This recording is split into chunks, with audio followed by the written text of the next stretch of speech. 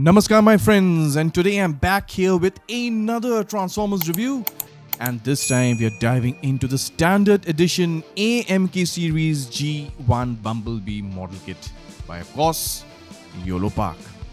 Now, I've had my eyes on this piece for quite some time and I'm genuinely excited to finally crack it open. So without further ado, let's get into it. First up, the box art. Classic YOLO Park style. Bright, vibrant Bumblebee yellow dominates the front with a sharp render of Bee himself that looks pretty fantastic. One side of the box features the familiar Transformers battle sequence, a staple across YOLO Park's packaging, and on the other side, another render of Bumblebee in all his glory. Turning to the back, we get a nice overview of the kit, how it goes from model kit mode to full robot mode. It's straightforward, clean, and eye-catching. Now here's the cool part. Once you flip open the Velcro cover, you are greeted with the disassembled model kit neatly laid out in the box. And yes, there's Bumblebee face art right there, staring into your soul in the most heroic way possible. Alright, before we start building a Bumblebee, let's just take a moment to look at the model kit tray, just like I showed you earlier. Everything is neatly laid out. Right below that, you'll find another tray, this one holding all the accessories and the flight stand. Yes, B comes with his own flight stand. A staple across all of YOLO Park's model kits. So there you go, everything's in place and ready for assembly. Let's get started and bring Bumblebee to life.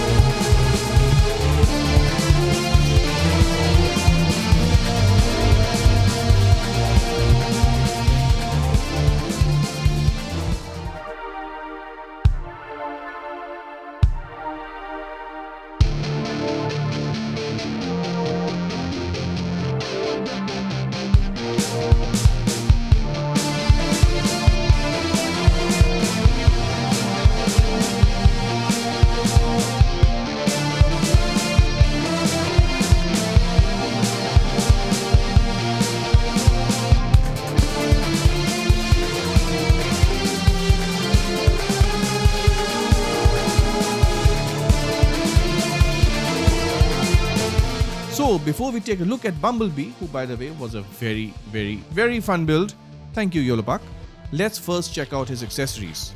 He comes with his G1 inspired blaster, which is molded in black. It looks pretty solid, clean sculpted details, well executed, no complaints here. It's simple, effective, and does what it is supposed to do. Now, in addition to that, he also includes an extra pair of hands. These are trigger finger hands for holding the blaster, and yes, he does hold it quite securely most of the time.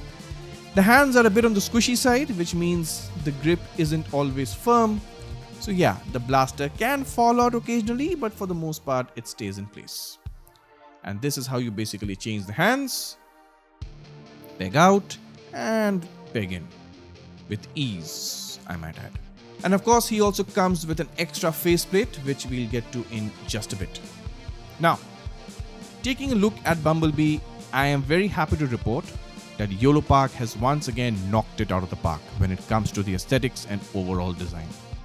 This is Bumblebee. This is G1.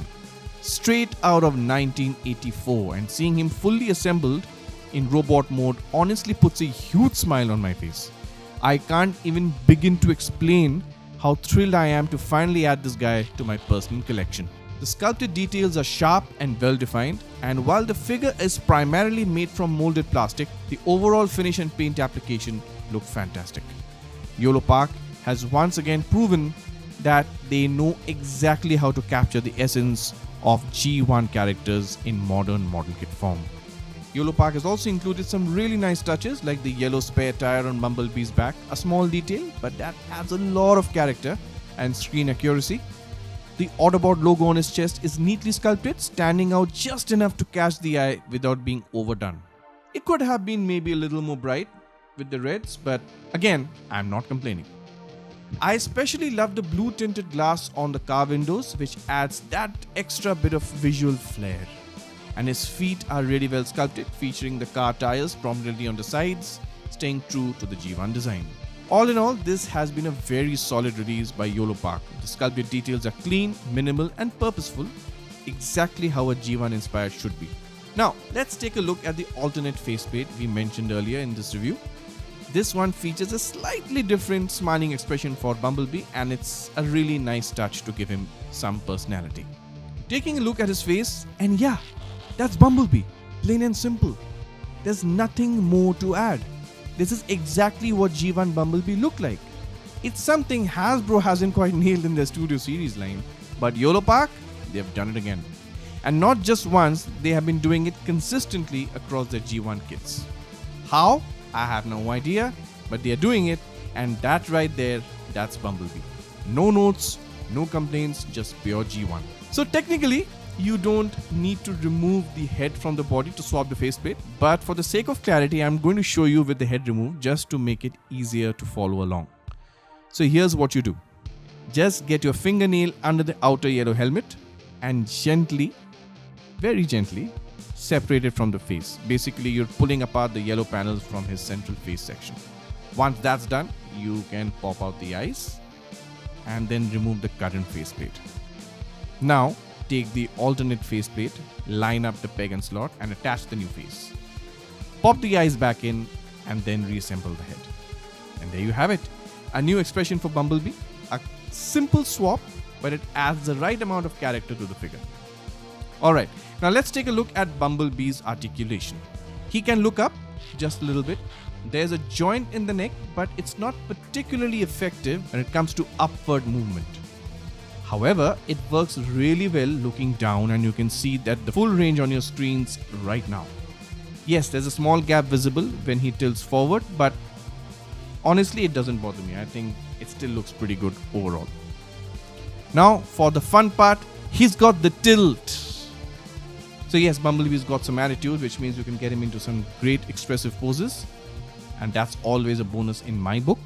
And of course, his head can rotate a full 360 degrees. So you're getting all the expected range from a modern model kit like this. Alright, I'm not going to burden you with a long voiceover explaining every bit of articulation, because honestly, it's all pretty straightforward.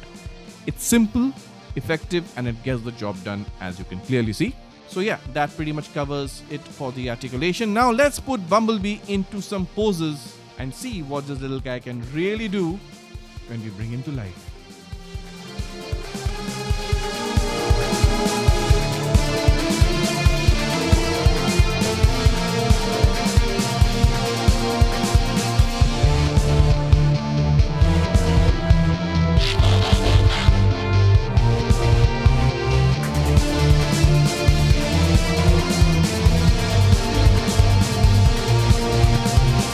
And yes, Bumblebee articulates quite well. You can get him into some fun and dynamic poses, as you just saw, and he works great for toy photography too. Now let's take a look at how he scales with the other two YOLO Park figures in my collection, Optimus Prime and Megatron. And here's my only gripe: Bumblebee feels a bit too big. He's supposed to be a mini bot after all. While the sculpt is fantastic and he looks great alongside the others, I do think he should have been a bit shorter. That said, it's not a deal breaker at all. It's a minor scale nitpick in an otherwise very, very solid release. So here's my final verdict. Should you get him? Yes. Absolutely yes.